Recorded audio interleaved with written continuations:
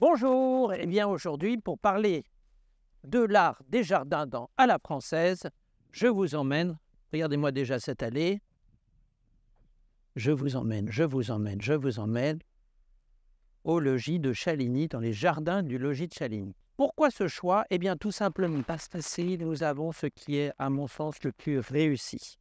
Nous avons le propriétaire Alain Durand qui a repris ce lieu, qui a transformé complètement ce lieu qui était dans un état pitoyable, sans jardin, sans rien. Il a créé des jardins qui respectent parfaitement les lieux, l'histoire, tout. Il ne s'agissait pas de créer des jardins, je vais dire, complètement démesurés, artificiels, etc. Il a tout simplement choisi de créer des jardins tels qu'ils auraient pu exister à cette époque, c'est-à-dire 16e et 17e. Suivez-moi. Nous allons visiter non pas un jardin, mais des jardins, des tas de jardins avec des tas de lieux, des cachets, secrets absolument magnifiques.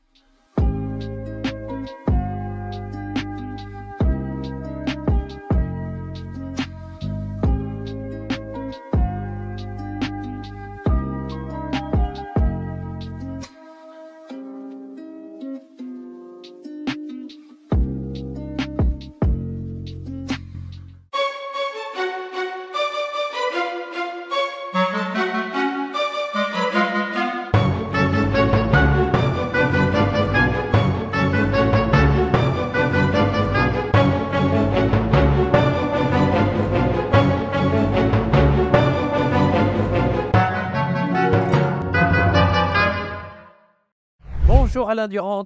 Bonjour. Merci de nous accueillir donc dans ce magnifique jardin de Chaligny. C'est un plaisir de vous recevoir. Donc propriété que tu as repris il y a combien de temps? Il y a en 91. D'accord.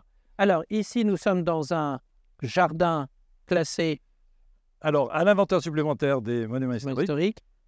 Et classé jardin remarquable. Jardin remarquable depuis 2007. Alors jardin remarquable, mais là il n'y a pas grand-chose, dis donc. Non, c'est une cour de ferme. D'accord. Et il n'était pas question pour moi de faire un jardin dans ce qui était une cour de ferme. J'ai voulu vraiment respecter l'architecture originelle des lieux. J'ai voulu restituer exactement l'esprit de la maison. Alors, je vais commencer tout de suite par finalement la question que je pose souvent à la fin, en fin d'émission, mais c'est pas grave. C'est il me faut une citation de ta part. Ah ouais, une citation qui n'a rien à voir avec le jardin. L'homme se fait en se faisant. Ben voilà, tout est dit. Alors, ces jardins que nous allons visiter, ils sont, comme tu l'as dit, remarquables parce qu'ils sont classés comme tels, mais ils sont vraiment remarquables. Je parle bien de ces jardins parce qu'il y a vraiment plusieurs jardins. Combien est-ce que vous êtes pour entretenir tout ça? Alors, nous ne sommes que 3. Il y a donc, toi. Oui, il y a Marc Barbeau qui a été le responsable du jardin des Serres d'Auteuil. Il a été également jardinier à l'Élysée et il a une grande connaissance des plantes. Très, très grande connaissance des plantes. Il m'a beaucoup aidé à végétaliser le jardin. Et il en est à un point actuellement où il commence des collections. Comment est-ce que tu es tombé dans la marmite, parce que tu es tombé dans la marmite de, j'allais dire quoi, de l'horticulture, du jardinage, du patrimoine. Du patrimoine très très tôt. Je suis né dans une famille d'horticulteurs. C'est-à-dire que mes grands-parents avaient ce qu'on appelait des campagnes dans le Midi, c'est dans la région niçoise. Et oui, parce que tu es niçois. Oui, je suis né à Cannes-sur-Mer. Cannes-sur-Mer est surtout connu par Jean Renoir, le grand peintre impressionniste, qui avait une villa aux Colettes. C'est une colline qui fait face à la colline du château. Et curieusement, mon arrière-grand-père paternel était propriétaire voisin de la propriété de Renoir. Alors, ils se connaissaient. Et mon arrière-grand-père était rosiériste. Ouais. Et il eut l'occasion, effectivement, au cours de ses hybridations, de créer une rose qu'il a dédiée à Renoir et qu'il a peintre Auguste Renoir en 1917. Ah, c'est très joli comme anecdote. Tu nous le racontais. Tu es tombé dans la marmite quand tu étais petit. Après, tu suis un parcours dans la finance. Oui, dans la banque, oui. Dans la banque, qui n'a rien à voir, évidemment. Mais la passion est toujours là. Toujours. Multiples passions. C'est les jardins. Et l'architecture aussi. L'architecture, la musique. Et la musique. Et la brocante. Voilà. inconsciemment, j'ai tout réuni ici. Oui, oui. Voilà, c'est-à-dire que j'ai toujours eu cette passion de l'architecture. J'aurais voulu être architecte, mais Oui. mes parents, à l'époque, n'avaient pas les moyens de m'envoyer pendant 7 ans à Paris pour conduire ces études-là. Mais j'ai toujours eu cette passion. Et dès l'instant où j'ai commencé à travailler, je me suis dit, je ne vais pas louer, mais je vais acheter. Je n'avais pas un sou. Ce sont mes grands-parents qui m'ont aidé à acheter un petit studio à Montmartre, dans un fond de cour, où il y avait beaucoup de travaux à faire. Ouais. Et l'aventure a commencé à ce moment-là. Et puis, j'ai eu comme ça 6 appartements à Paris. Et le dernier appartement a été magnifique. Il était place des Victoires. Je me suis séparé de cet appartement de Paris pour venir en Vendée. Quand j'ai acheté ici, en 1991, c'était... En friche. Hein. Complètement en friche. Ouais, Il y avait... C'était forêt-vierge. Ah oui, complètement. Il y avait le bois, qui Ouais. était un bois qui était mis à blanc tous les 50 ou 60 ans pour faire du bois de chauffage. D'accord. Et on laissait repousser naturellement. Donc, D'accord. c'était infranchissable. On ne pouvait pas rentrer. C'était un roncier. Et les jardins, c'était des espaces de grandes herbes hautes comme ça. Il n'y avait pas d'arbres. Et donc, j'ai appris qu'il y avait un cadastre napoléonien dans le tiroir de la mairie, à Sainte-Pexine. Il y a le tracé de toutes les allées et la figuration de tous les arbres d'alignement. Donc, on a fait le copier-coller. On a commencé par dessiner le jardin à partir du cadastre. Mais alors, il a fallu trouver effectivement la largeur de l'allée, la bonne largeur. Ah ben oui, oui. Et c'est pas évident, ça. Et alors, nous avons fait ça à partir des allées d'Argenville du XVIIIe siècle, Oui. Qui donne exactement, en fonction de la longueur de l'allée, qui vous donne la largeur. Et alors, est-ce que la largeur, elle est exacte ou alors est-ce que la largeur, elle est façon Non, elle est exacte. un peu trichée? Non, on ne triche pas. D'accord. Non, on ne triche pas. Il n'y a que le nôtre qui triche pour le roi à Versailles. Voilà, Pourquoi est-ce que tu nous emmènes ici? c'est le sapin. Le sapin, Le sapin. c'est-à-dire? Il y a un petit sapin de Noël, là. Enfin, c'est pas un sapin de Noël, mais en tout cas, il a une forme de sapin de Noël. Et il a une petite histoire sympathique. Ah, mais c'est extraordinaire. Voilà. Ce sapin là derrière? Oui. Et il est arrivé ici, il faisait 20 cm de haut. C'était un des sapins qui était donné par Mme Chirac à l'Élysée lors des fêtes de fin d'année. Et à cette époque-là, Marc Barbeau, qui est donc le grand jardinier de Chaligny, qui m'a beaucoup aidé à réaliser les jardins de ce domaine, était jardinier de l'Élysée. Et à la fin d'une cérémonie, Mme Chirac le voit et lui dit « Mais Monsieur Barbeau, vous n'avez pas eu votre sapin de Noël ?» Elle lui dit « Bon, écoutez, je n'ai pas l'âge de voir un petit sapin de Noël. »« Si, venez. » Alors, Mme Chirac lui donne le petit sapin de Noël et va chercher les photographes, va chercher le président. Et devant le président, dit à Marc « Mais voilà, Monsieur Barbeau, en vertu des pouvoirs qui me sont conférés, je vous décore de l'ordre du sapin de Noël. » C'est extraordinaire. Il est le seul au monde. Ah oui, l'art des jardins, les premiers jardins à la française apparaissent à quelle époque? On a déjà à l'époque médiévale, on a les 4 Oui. à l'époque médiévale. Oui. Alors, ce qu'on appelle jardin à la française, en fait, est une appellation du début du XXe siècle. Ce sont des jardins réguliers qu'on a appelés à la française, mais seulement à partir de la fin du XIXe, début XXe. Ce sont les frères Duchesne qui ont fait volte-face contre l'invasion des parcs à l'anglaise au XIXe siècle et qui sont revenus au jardin régulier. Et on appelait ça jardin à la française. En fait, les jardins réguliers sont venus après l'Italie. Avec les guerres d'Italie, nos rois qui sont allés guerroyer ont été séduits par les réalisations somptueuses des Italiens en termes de bâtiments et de jardins et sont revenus avec des architectes et des paysagistes pour construire les châteaux de la Loire. Les grands jardins réguliers français sont originaires du début du XVIIe siècle seulement. Hein. D'accord.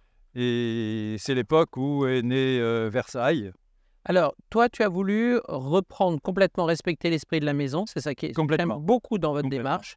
C'est que c'est respecter les lieux, respecter l'esprit des lieux. Absolument. Donc, tu as voulu refaire des jardins comme à l'époque, sans faire des choses grandioses, mais en faisant des choses qui ont un charme extraordinaire.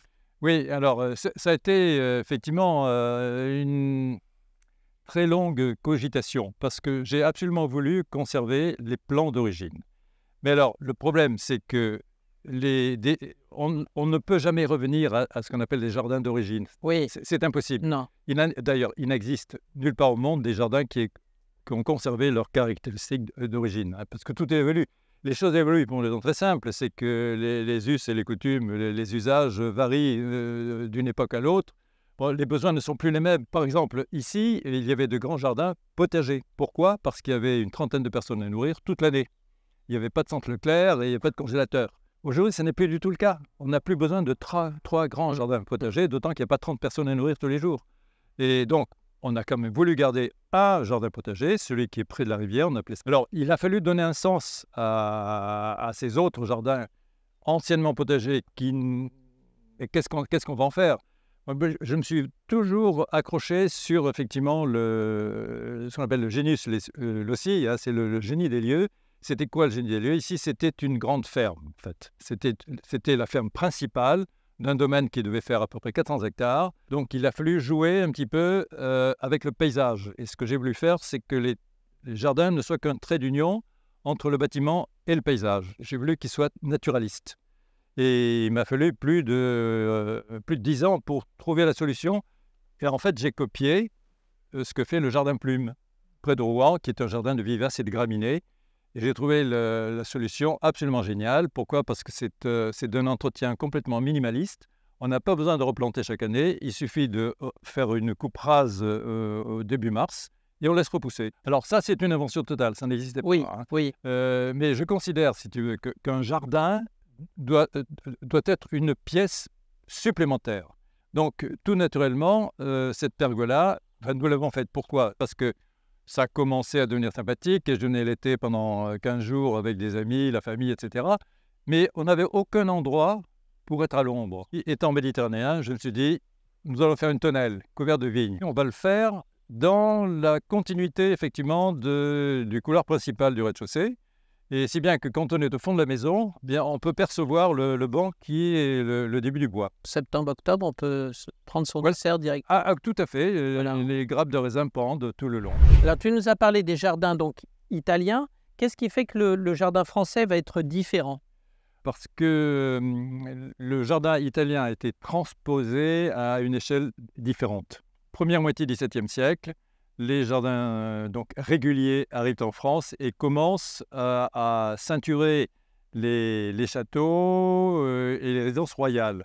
Et avec Louis XIV, le jardin devient une manifestation de puissance. Quand on voit Versailles avec une allée qui disparaît dans l'infini, avec des jardins surprises, inspirés des jardins italiens d'ailleurs, on comprend effectivement pourquoi Louis XIV a fait ça.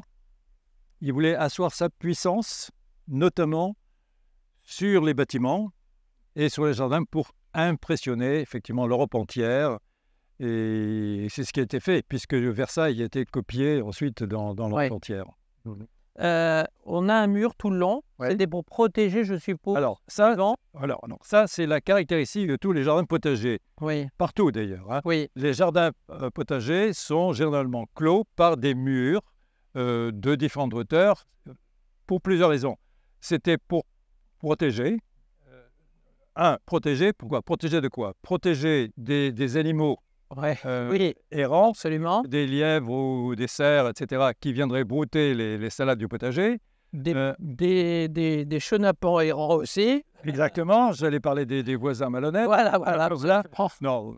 Mais surtout aussi, c'est que les pierres emmagasinent la chaleur. Ah, ben oui, bien sûr. Et donc, ça permet effectivement, près des murs, de mettre des plantes qui aiment bien la chaleur et qui se développent, notamment les fruits. Donc, jardin potager ici que tu as transformé.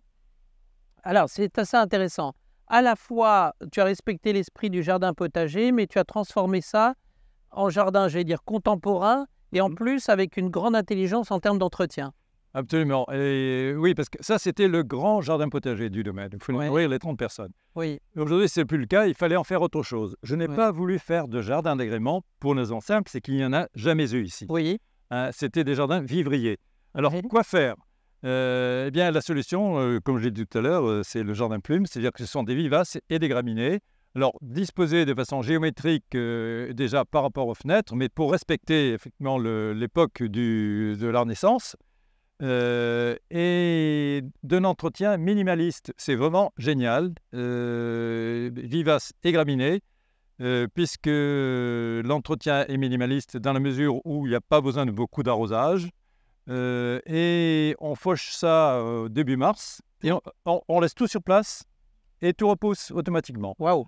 Quel conseil peux-tu donner à nos auditeurs par rapport à ce type de jardin pour pouvoir réaliser le même, puisqu'il est à la fois esthétique et écologique quelque part? Oui. Alors, la première des choses, c'est de le dessiner.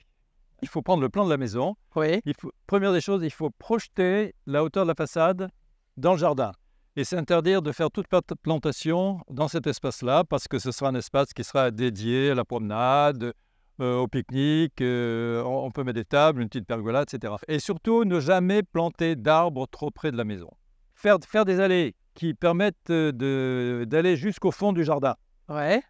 Et dessiner surtout, en termes de composition, toutes les allées.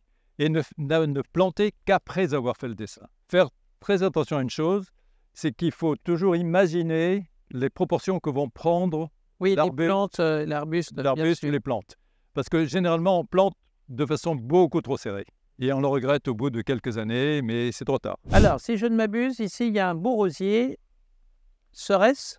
Alors, ça, c'est le rosier de mon arrière-grand-père.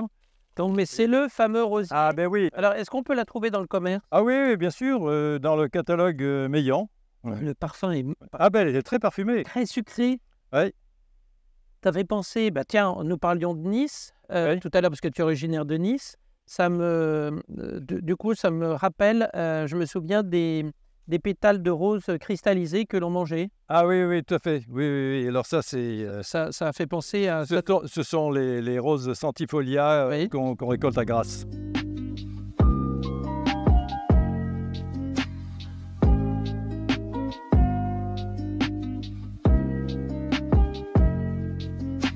Alors, Alain, nous avons 3 questions obligatoires dans l'émission. Seulement?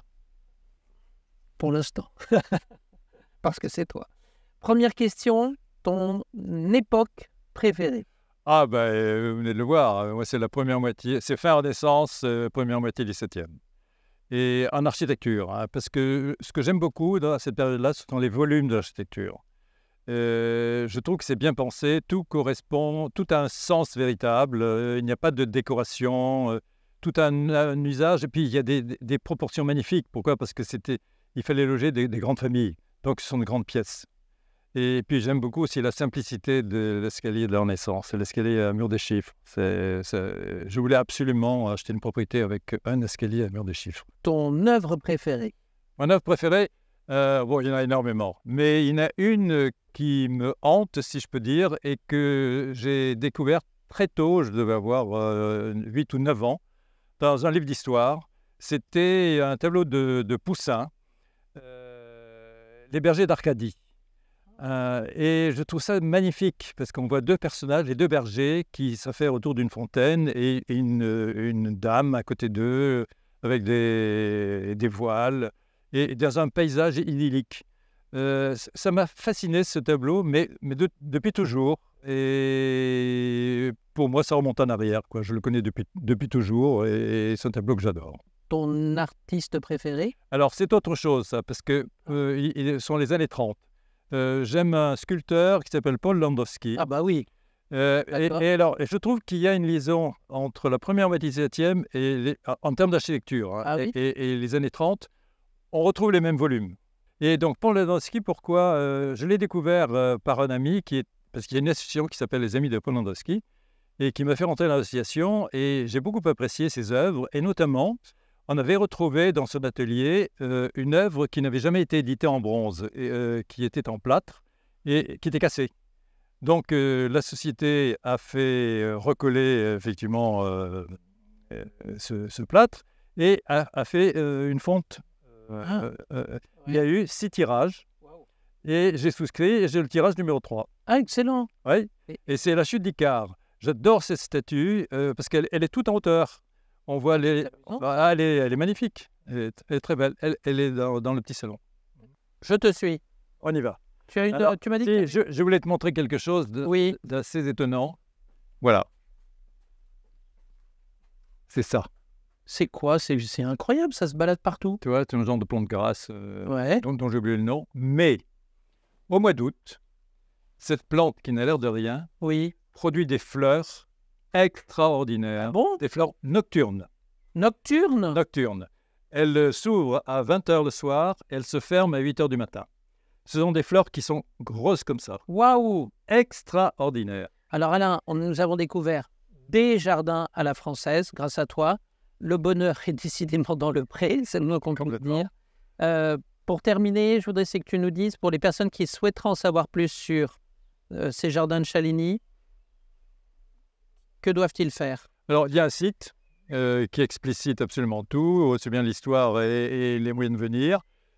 C'est Jardin de Chaligny. Il suffit de taper Jardin de Chaligny et il y a un site qui a plusieurs compartiments.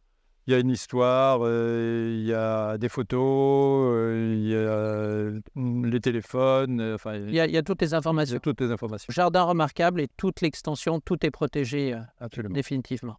Bravo Alain pour ton magnifique travail et merci beaucoup de nous avoir fait découvrir ce jardin remarquable au sud de la Vendée. Un très bel endroit. Eh bien, c'était un plaisir et au plaisir de te revoir bientôt. Avec un grand plaisir, bien entendu. Merci, cher Alain. À bientôt. Au revoir.